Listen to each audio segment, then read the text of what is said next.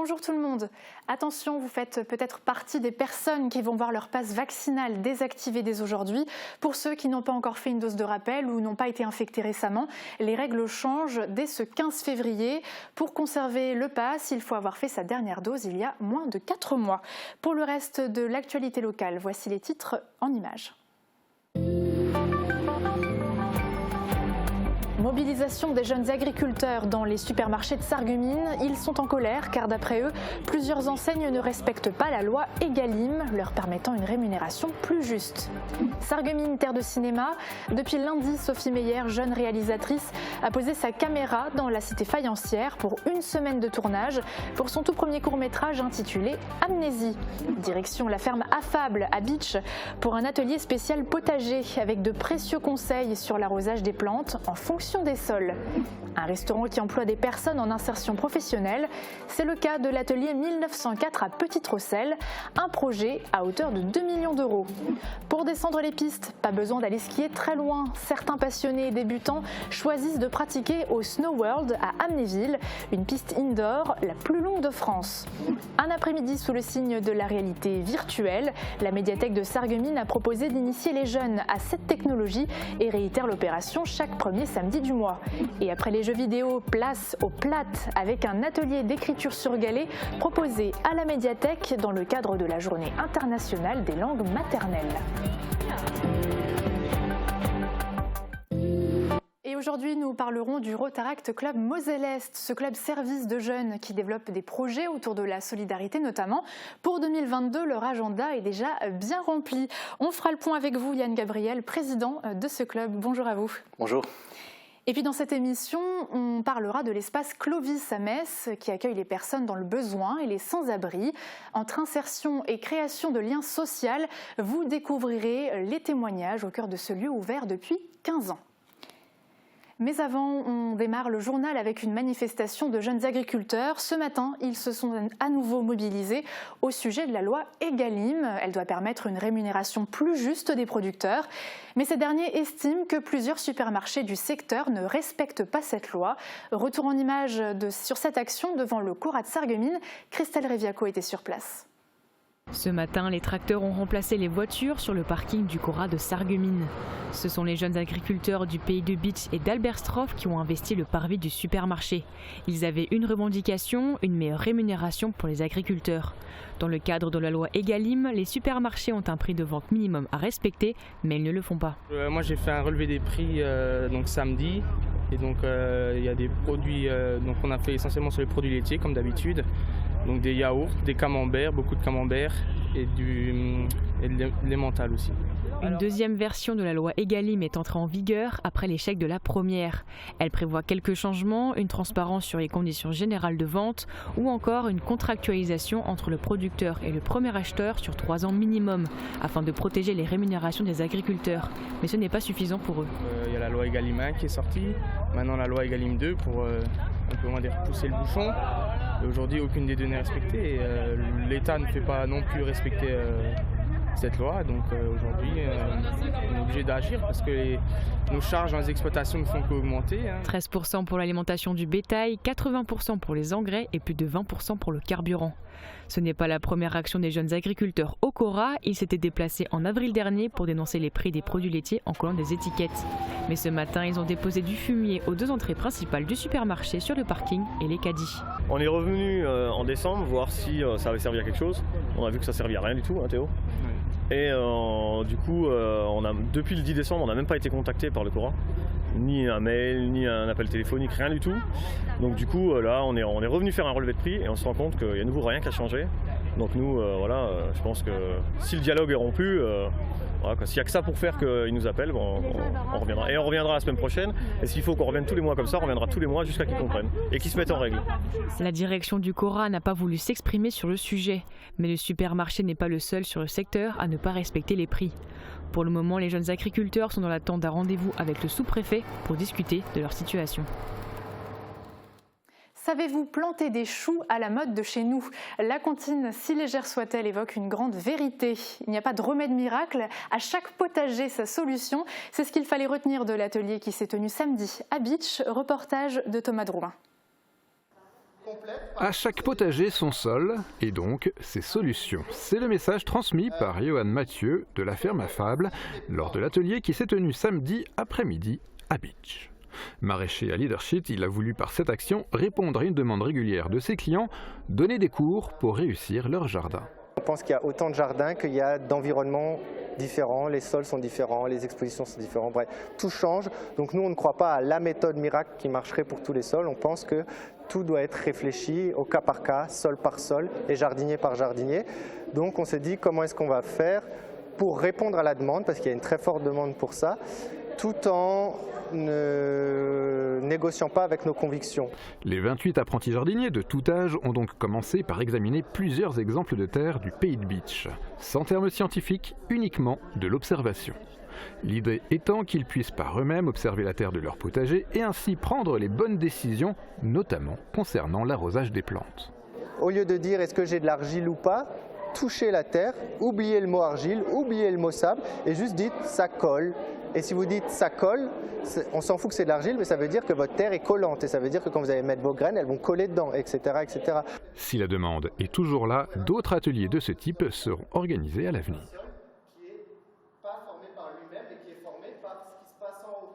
Elle ne pousse pas dans les jardins et pourtant les enseignes de fast-food ont la cote en ce moment. Après l'implantation d'un McDonald's à Bitche, c'est l'enseigne Burger King qui devrait voir le jour à Roth, entre le Super U et la Rotterspitz. Le chantier n'a pas encore débuté, mais le permis de construire fait état d'un bâtiment de 421 mètres carrés de surface. À cela s'ajoute un emplacement drive, un parking et une terrasse. Ce restaurant doit venir compléter l'offre déjà existante de la zone qui comprend un McDo, un supermarché et une station essence. Actuellement, le département de la Moselle compte 8 restaurants Burger King. Et puis on reste dans l'assiette avec le restaurant L'Atelier 1904 au parc Explore Vindel à Petite-Rosselle. Particularité de cet établissement, les cuisiniers et les serveurs sont des personnes en insertion professionnelle. C'est la concrétisation d'un projet de 2 millions d'euros en partenariat avec l'ASBH, l'association sociale du bassin houiller. Ghislain Schumacher s'y est rendu hier à la veille de l'ouverture. Bienvenue à l'Atelier 1904. À quelques heures de l'ouverture, les derniers travaux de décoration s'achèvent. Visuellement, l'objectif est de plonger les clients encore un peu plus dans une ambiance minière. Comme évidemment nous sommes au cœur du bassin charbonnier, l'idée du noir que vous retrouvez à beaucoup d'endroits était important, d'où un plafond très noir, des couleurs à la fois très chaudes aussi pour casser aussi ce noir dans l'effet visuel. En plus d'une cafétéria déjà existante, l'Atelier 1904 va venir compléter l'offre de restauration du site. On n'était pas du tout sur un vrai restaurant, on était plutôt sur une notion de petit café, cafétéria, avec des formules très rapides. Là, on est vraiment sur un restaurant, entrée, plat, dessert, formule du jour, suggestions, ouvert le soir, ce qui n'était pas le cas avant. Enfin, bref, un restaurant où on aura envie de venir, de s'y poser et de revenir, bien évidemment. Ce projet a également une portée citoyenne, puisque c'est l'association ASBH destinée à l'insertion qui va gérer l'établissement. Ici, 18 personnes en recherche de projets professionnels s'occuperont de la cuisine et du service. Ça peut susciter un intérêt certain pour les personnes qui travaillent ici et peut-être des débouchés professionnels dans le domaine de la restauration ou pas. Notre idée c'était aussi de montrer une autre image de l'insertion. Donc parfois on cantonne l'insertion dans des travaux qui sont moins gratifiants. Voilà. Et là la boutique comme le restaurant c'est aussi mettre en avant leur motivation, toutes leurs capacités aussi, toutes leurs compétences. Steve est l'une des 3 personnes qui encadreront les employés en insertion. Le chef cuisinier s'affaire à la préparation du service d'ouverture. Là, du coup, c'est des petits sablés bretons avec du sel et des agrumes. Pour concocter leurs plats, le chef et sa brigade de débutants vont miser sur les circuits courts. On va faire les cartes suivant les saisons et les produits locaux surtout. Et même les fruits et légumes, en sachant que l'ASBH eux-mêmes cultivent les fruits et légumes dans des jardins, quoi. Certains produits par la suite, on va se baser un peu sur l'histoire de la mine. Là, actuellement, on fait déjà le burger, dans le pain, on met du charbon. Le thème est donc respecté jusque dans l'assiette. La salle de ce restaurant aux valeurs sociales et écologiques fera le plein pour son premier service. On le disait tout à l'heure, Sarreguemines se transforme le temps d'une semaine en studio de cinéma. Sophie Meyer, jeune réalisatrice et ancienne sarregueminoise, vient de démarrer le tournage de son tout premier court-métrage appelé Amnésie. Et c'est dans un bar que les premières scènes ont été prises. Reportage de Morane Grancola. Bienvenue sur le tournage du premier court-métrage de Sophie Meyer. Jeune réalisatrice et étudiante en art à l'université d'Amiens, elle vient de poser sa caméra dans la cité faïencière pour une semaine de tournage intense. On tourne mon court-métrage Amnésie. Là, on est en train de tourner le premier plan et c'est l'installation, la découverte du bar et en même temps, c'est un peu un défi parce qu'on a commencé par quelque chose d'assez compliqué. C'est l'histoire d'un homme et d'une femme qui se rencontrent dans les toilettes d'un pub irlandais, donc le McLaren en l'occurrence, et qui ont l'impression qu'ils se sont déjà rencontrés quelque part. Ils ont l'impression de déjà vu, mais ils ne savent pas où ils se sont rencontrés. Donc ils vont essayer de résoudre cette énigme ensemble. Le pub McLaren a gracieusement prêté son décor atypique à l'équipe du film pour tourner les premières scènes. Au total, une trentaine de personnes se sont mobilisées pour assurer le tournage. Une dizaine de figurants, 2 acteurs principaux et une quinzaine de techniciens étaient présents. La jeune réalisatrice a également pu compter sur le soutien technique de iCam Productions. Nous, notre première mission, c'est à la fois de développer et promouvoir l'audiovisuel local. Donc c'est vrai que quand on a des jeunes qui viennent produire un film ici, nous notre but c'est de foncer, apporter tout le soutien qu'on peut s'apporter et puis voilà, ça nous fait plaisir. Le tournage doit être bouclé pour jeudi, un challenge pour l'équipe du film qui a d'ailleurs entièrement financé ce projet grâce à une cagnotte en ligne. Au total, 5 000 € ont été récoltés. Un bon début pour Sophie Meyer qui fait ses premiers pas dans le monde du cinéma. Le 21 février, ce sera la journée internationale des langues maternelles, une date importante autour de laquelle se créent des projets transfrontaliers sur notre secteur, comme à la médiathèque de Sarreguemines où un atelier d'écriture sur galet était proposé gratuitement au public. Et plus que le français ou l'allemand, c'est le platt qui a été mis à l'honneur pendant cette animation. Retour en images. De prendre des galets comme ça et d'écrire un mot. Et pour cet atelier créatif au cœur de la médiathèque de Sarreguemines, l'idée est de faire vivre les mots en platt. Une animation qui fait écho à la journée internationale de la langue maternelle qui se déroule le 21 février. Et c'est bien ça l'objectif, sauver nos dialectes de chaque côté de la frontière en transmettant à la jeunesse. Une mission que s'est donnée Patrick Feltès, attaché culturel en Sarre, présent pour encadrer l'activité. Tour à tour, les participants ont choisi le mot qui les a attirés ou intrigués pour ensuite l'inscrire sur un galet. Une fois habillés en langue francique, ces galets pourront être déposés dans le jardin du Moulin de la Blise. Il faudra ensuite s'amuser à retrouver les différents mots cachés et en comprendre la signification. Et de votre côté, si le platt venait à disparaître, quel mot voudriez-vous faire vivre éternellement ? Alors n'hésitez pas à participer vous aussi en décorant votre propre galet pour faire durer cette initiative. D'ailleurs, saviez-vous qu'à la médiathèque, on ne trouve pas que des livres, des revues et autres ouvrages papier. Il y a aussi un espace appelé Checkpoint et cela fait plus de 10 ans qu'il existe. Il regroupe surtout le monde du jeu et des nouvelles technologies. Ce week-end, il ouvrait ses portes pour proposer une nouvelle activité, un après-midi réalité virtuelle. De quoi donner envie aux jeunes de venir tester. Reportage. Incroyable. Les jeunes n'ont eu que ce mot à la bouche en utilisant ce casque. Un équipement qui permet de jouer à des jeux vidéo de manière immersive dans un monde virtuel. On dirait vraiment genre qu'on est dans la vraie vie. J'avais jamais essayé, c'est la première fois du coup. Ici, le joueur plonge et découvre la vie sous-marine. Il s'agit d'un jeu contemplatif, parfait pour une initiation et apprivoiser le dispositif. Comme c'est la réalité virtuelle, quand ils n'en ont jamais fait, ça peut donner des maux de tête. Le casque est un peu lourd, donc on s'assure qu'ils se sentent bien, que tout va bien, qu'ils n'aient pas la tête qui tourne. Nicolas, quant à lui, a choisi un jeu plus actif où il faut tirer sur des cibles. C'était assez intéressant, j'ai jamais fait de la réalité virtuelle avant. Qu'est-ce que tu as trouvé intéressant par exemple ? Qu'on puisse déjà déplacer sa tête et voir vraiment l'endroit où on tire. Je ne bougeais pas mais j'avais l'impression de bouger vraiment. C'était très immersif. La technologie fait rêver, mais à un coût d'environ 400 €. Ils étaient donc nombreux à vouloir tester cette animation au cœur de l'espace numérique Checkpoint de la médiathèque de Sarreguemines. Et ça permet justement à tous ces jeunes qui n'ont pas cette possibilité chez eux de venir le découvrir tout simplement. simplement chez nous et d'en discuter derrière parce qu'on en partage toujours un petit peu aussi les retours, des expériences. L'animation réalité virtuelle sera désormais proposée tous les premiers samedis du mois. Les jeunes pourront créer des liens avec l'équipe et les autres participants autour d'une passion commune. Cela devrait les pousser à découvrir le reste de la médiathèque, car les ados sont des publics difficiles à attirer. Côté sport maintenant, la nageuse sarregueminoise Aurélie Muller s'est imposée doublement ce week-end lors de l'Open de Martinique à l'occasion des épreuves 5 et 10 km.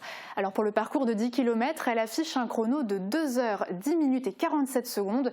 Une performance qui confirme son statut de leader en eau libre et qui lui permet de viser la Coupe du Monde qui doit se dérouler en Hongrie. Et puis du sport toujours avec de belles récompenses pour les 4 karatékas du club Karaté-Do Sarralbe, présents pour la Coupe de France de Wadoryu qui s'est déroulée à Montauban ce week-end. Au total, 3 médailles d'or et 1 de bronze ont été remportées par nos athlètes sarralbigeois.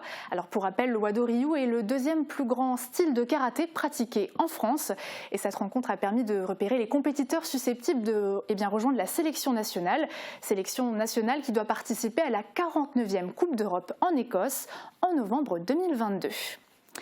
Et avec le lancement des Jeux Olympiques d'hiver et l'arrivée des vacances scolaires, certains d'entre vous ont eu envie de dévaler les pistes.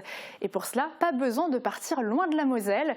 Direction le Snow World, la plus longue piste indoor de France, située à Amnéville. Reportage. Emprunter les remontées mécaniques, slalomer entre les piquets, glisser sur la neige, ces sensations, ces amateurs de ski en rêvaient depuis des semaines. C'est super, hein. On a attendu ça avec impatience. Surtout que là la neige est plutôt pas mal. Je crois qu'ils ont fait des efforts là-dessus sur la neige, donc avec beaucoup de plaisir on revient skier là. Après un an de fermeture à cause de la pandémie de Covid-19, la piste de ski indoor a rouvert ses portes en décembre dernier avec à sa tête un nouveau gestionnaire, le groupe néerlandais Snow World. Des nouvelles installations et un changement de propriétaire qui attire les curieux. Vu que là ça a un peu changé, on s'est dit qu'on voulait venir voir. C'est plus pratique, on habite à 5 minutes et dans les Vosges maintenant il n'y a presque plus de neige. Alors qu'ici la neige elle est bien. Depuis la réouverture, les 20 000 m² de pistes sont clairsemés. Un démarrage en douceur qui préoccupe la structure mais qui ravit les skieurs débutants. Moi je suis pas trop ski, je suis pas trop montagne, mais bon je voulais apprendre à skier, on voulait faire un week-end de ski donc voilà, c'est l'occasion. Pour voir sa fréquentation décoller, Snow World compte sur le début des vacances scolaires, mais aussi sur les Jeux Olympiques, qui suscitera peut-être de nouvelles vocations. Notre invité aussi suscitera peut-être de nouvelles vocations. On va évoquer l'agenda du Rotaract Club Moselle-Est pour 2022. C'est parti.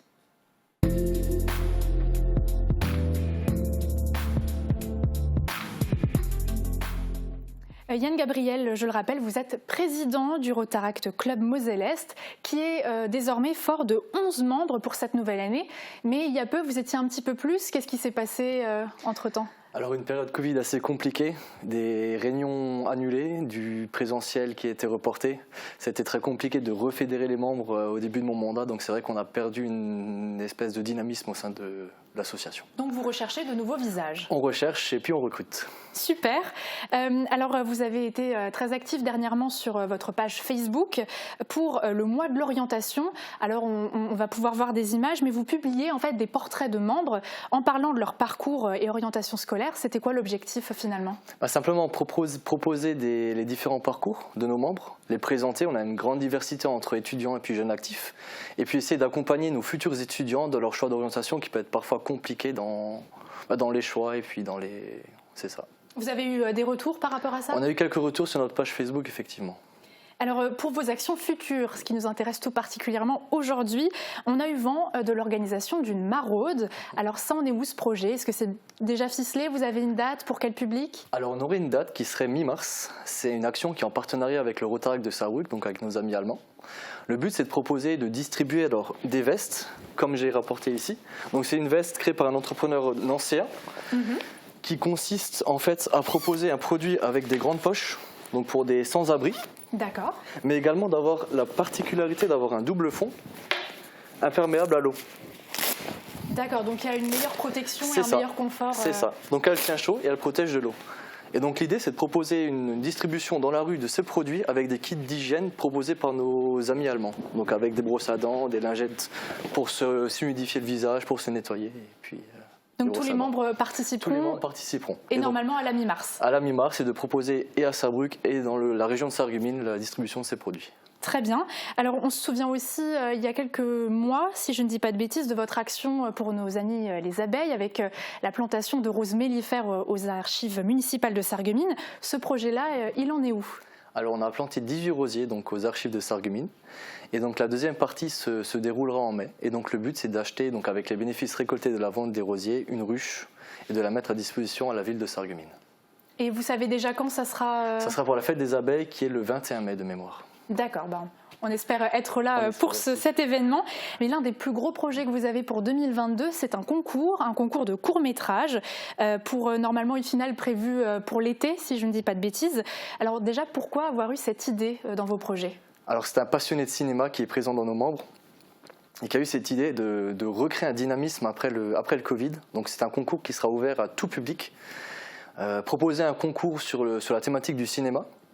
Avec une thématique liée avec 3 mots, donc disons amour, jeunesse et festivité, et donc de créer des mini scénarios, des mini reportages derrière autour de ces mots.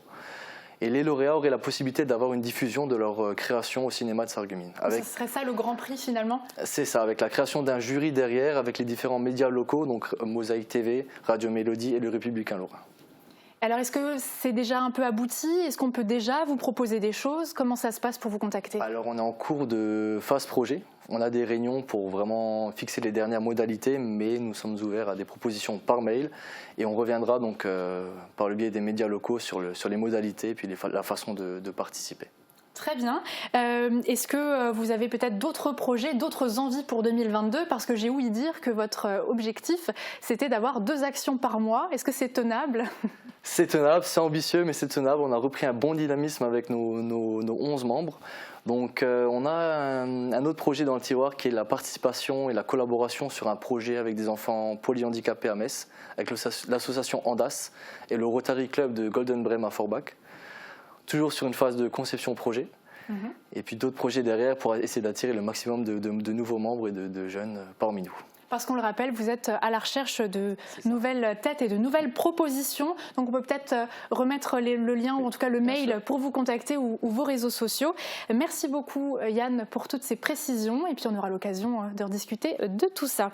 Après avoir fait le point sur le Rotaract Club Moselle-Est, on prend la température avec les prévisions météo de demain. Et puis juste après, on mettra en lumière un dispositif pour aider les sans-abri qui s'appelle D'abord Toi. À tout de suite. Qu'il vente, pleuve, fasse froid ou chaud, une maison isolée par Moder Habitat reste agréable et saine au fil des saisons. Retrouvez votre programme avec le Crédit Mutuel, partenaire des grands événements de votre région. Une banque qui appartient à ses clients, ça change tout. Bonjour tout le monde, j'ai vu à travers ma fenêtre de bureau que le soleil avait réussi à passer à travers quelques nuages, alors j'ai eu envie d'aller me promener. Et un conseil, si vous avez le temps aujourd'hui, profitez-en aussi. Sortez profiter du soleil et du beau ciel bleu parce que malheureusement, ça ne va pas durer. Les nuages et la pluie seront de retour pour demain et vont durer toute la journée. Côté température, les minimales iront de 5 à 6 degrés et les maximales de 11 à 13 degrés. Demain, pensez à souhaiter une bonne fête aux Juliennes et il fera jour de 7h42 à 17h56. Passez tous encore une excellente journée en notre compagnie et à demain. C'était votre programme avec le Crédit Mutuel, partenaire des grands événements de votre région. Une banque qui appartient à ses clients, ça change tout. Chez AVS Santé, nous favorisons le maintien à domicile à travers 3 domaines d'activité. Le transport, l'aide à domicile, la distribution et l'installation de matériel médical. Nous sommes à votre écoute et vous proposons les meilleures solutions. Acteurs majeurs de la santé et l'aide à la personne en Moselle-Est, nous sommes présents à Sarreguemines, Beach et Morsbach. AVS Santé, notre métier, vous accompagner. Et si vous bénéficiez de la force de votre télévision locale pour votre communication ?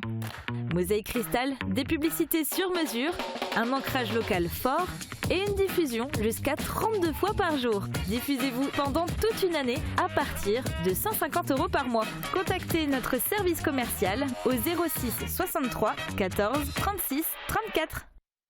Contre la transmission, pensons aération. Quand on parle, quand on rit et même quand on respire, des micro-gouttelettes invisibles à l'œil nu restent en suspension dans l'air et peuvent transmettre le virus du Covid-19. C'est pourquoi il est important d'aérer 10 minutes toutes les heures pour les faire disparaître. Même vaccinés, continuons à appliquer les gestes barrières. Ceci est un message du ministère chargé de la Santé et de Santé publique France. Comme chaque hiver, la publication du rapport de la Fondation Abbé Pierre met en lumière l'ampleur du mal-logement en France. Alors si 4 millions de Français sont mal logés, la situation est encore plus dramatique pour les personnes sans abri. Alors que leur nombre a doublé en 10 ans, la Fondation œuvre au quotidien pour redonner un toit aux plus démunis. Expérimenté en Moselle depuis juillet 2019, le dispositif D'abord Toi fait ses preuves. Les explications de Fanny Bragard. Ouvert depuis 15 ans, l'espace Clovis accueille inconditionnellement les personnes dans le besoin.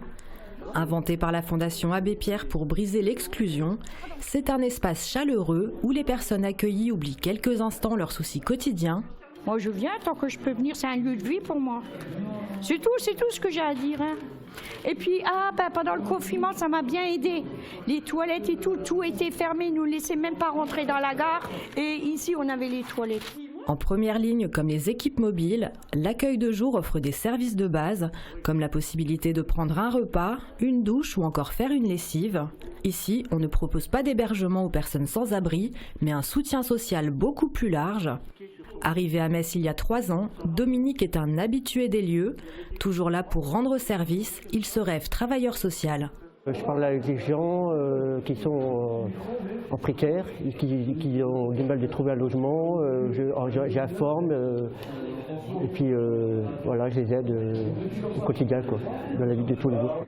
Sorti de la rue, le chanteur veut partager la chance qui lui a été donnée, celle d'enfin retrouver un logement.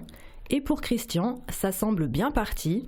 Il a rendez-vous cette semaine pour un appartement à... C'est super parce que Christian, il a quand même des hauts et des bas dans sa vie. Et pouvoir trouver un logement, c'est quand même l'essentiel. Lancé en 2019, le dispositif D'abord Toi a permis d'accompagner 20 personnes en grande errance, de la rue au logement. On travaille essentiellement sur l'accès au logement direct depuis la rue, de différentes façons. Avec les bailleurs sociaux, en faisant des demandes directement, ou alors avec le dispositif D'abord Toi qui est géré par l'AIEM et avec qui on travaille en étroite collaboration pour amener des personnes qui ont de longues années de rue, des fois, directement dans un logement. Une fois domiciliées, les personnes accueillies sont épaulées dans leur démarche pour retrouver un emploi et se reconstruire. Pour la petite anecdote, j'ai rencontré un monsieur que j'accueillais avant quand il était à la rue. C'était un monsieur qui dormait dans les bois, qui a maintenant un logement grâce au dispositif D'abord Toi. Et il était tellement épanoui que je ne l'ai presque pas reconnu physiquement, tellement il était changé et rayonnant. Donc oui, il faut quand même bien dire que D'abord Toi, oui, ça marche. Plein de promesses, le dispositif pourrait être pérennisé, mais le chemin est encore long pour mettre fin au sans-abrisme. La Fondation Abbé Pierre dénombre en France 300 000 personnes privées de domicile fixe. Et c'est la fin de notre émission. Pour revoir et partager nos reportages, direction le site internet et notre page Facebook. Demain, c'est Margot qui fera le tour de l'actualité pour vous. À très vite.